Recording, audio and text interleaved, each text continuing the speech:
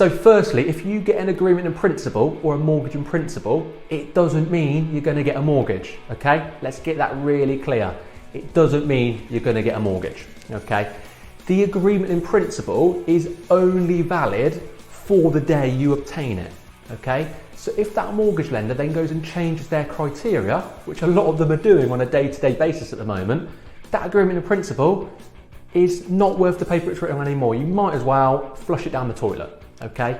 So the other thing to bear in mind is that if you obtain an agreement in principle for a fictional amount, let's say a purchase of £300,000, okay, but you go and buy a property after viewing some at 310 or 305 or 320, there's a chance that your loan to value, the mortgage amount you require as a percentage to the property value, the loan to value has changed. And guess what happens when the loan to value changes? So does the way the lender assesses affordability. So again, AIP is worthless, might as well chuck it in the bin.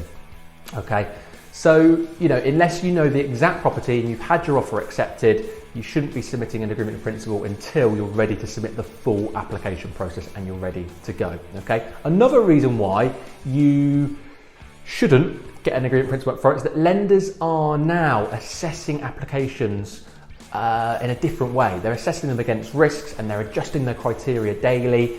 And particularly in the current market, if you've gone online to your bank to get an agreement in principle, you put in what you earn, the fact you're employed, it's not going to ask if you've recently been furloughed. It's not going to ask if you're self-employed and you've taken the self-employed government grant.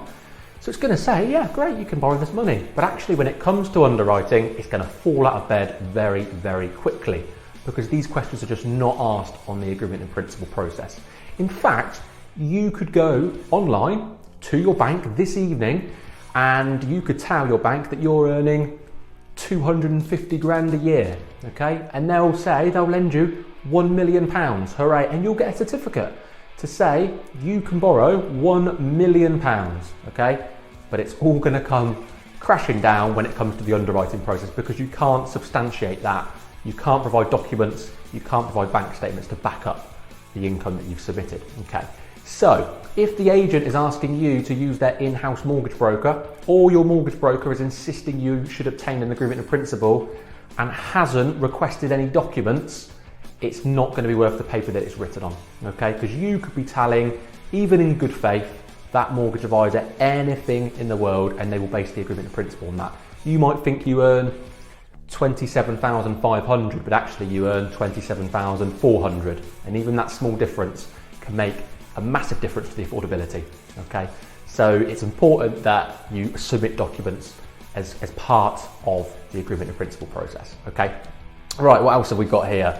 The other thing is that too many credit checks, unnecessary credit checks most of the time, can harm your credit score and your credit rating, and then may make it even harder to obtain a mortgage at all, okay?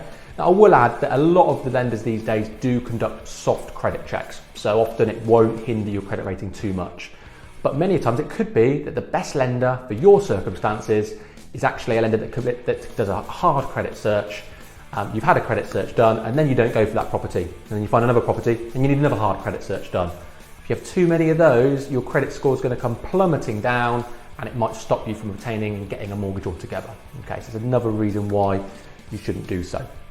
Right, a good mortgage broker or your advisor or a bank will essentially be able to get you mortgage ready without the need to obtain an agreement in principle. Okay, they'll get your pay slips, they'll get your bank statements, get your proof of self-employed income, they'll get you a copy of the credit report, and they will complete a thorough affordability check.